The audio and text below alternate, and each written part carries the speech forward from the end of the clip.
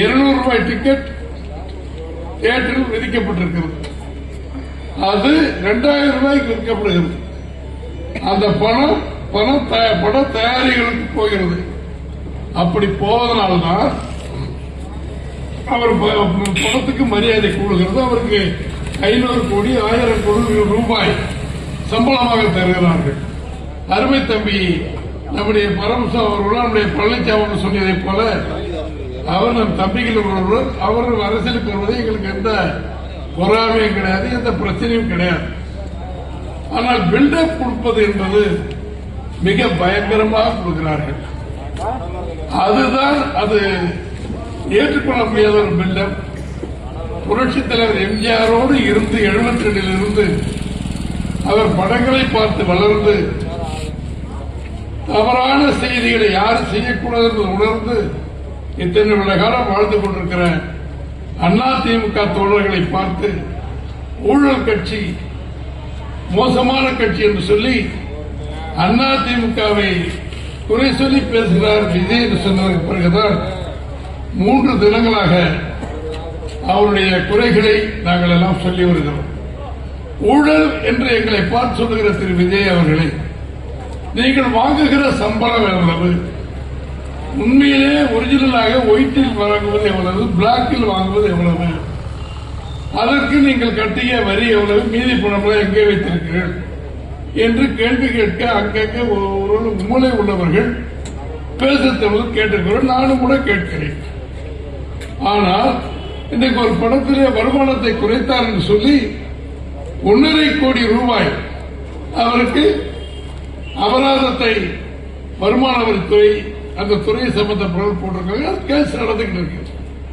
அது இல்லை நான் கொடுக்க முடியாதுன்னு சொல்றது வழக்கு, நீ கொடுத்தாங்கிறதுக்கு வழக்கு அது நடக்குது. ஆக இவர் சரி மறைத்திருக்கிறார் என்று ஒரு வழக்கு இருக்கிறது. 200 ரூபாய் டிக்கெட் தியேட்டரில் விதிக்கப்பட்டிருக்கிறது.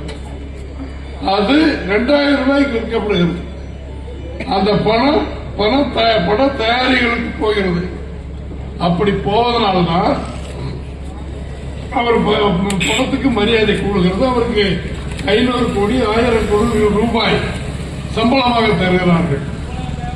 அதை பெற்றுக் கொண்டிருக்கிற திரு விஜய் அவர்கள் நேற்றைக்கு முன்தினம் டிவியில பேசுகிறார். எனக்கு ஒரு பைசாவை நான் ஆளுங்கட்சியில் இருப்பேன் தொடமாட்டேன், அது எனக்கு தேவையில்லை. ஏன்னா ஏற்கனவே டிக்கெட் வித்து அதிகமாக கொள்ளையடித்து அந்த பணம்லாம் எனக்கு இருக்கிறது, அரசாங்கத்திற்கு பணம் அல்லது வேற வழியில் வருவது எனக்கு தேவையில்லை என்கிறார். இது நான் வெளியே சொல்ல வேண்டிய அவசியமே இல்லை.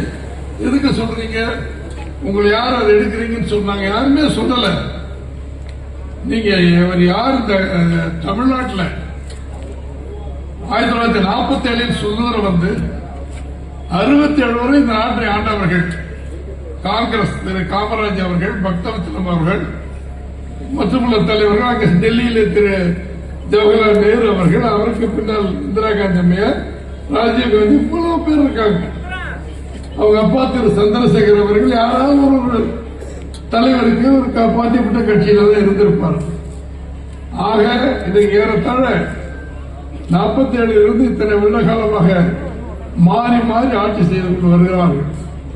3 முறை உத்தரப்பிரதேச முதலமைச்சராக, 3 முறை இந்திய பாரதத்தினுடைய பிரதமராக, இன்றைக்கு செங்கோல் ஏற்றி ஒரு ஆண்மைத்திறன் உள்ள ஊழல் அரசியல்வாதியாக பிரதமர் நரேந்திர மோடி இருக்கிறார் சொன்னால், அவரையும் சேர்த்து ஊழல் கட்சி என்று சொன்னால் என்ன அர்த்தம்?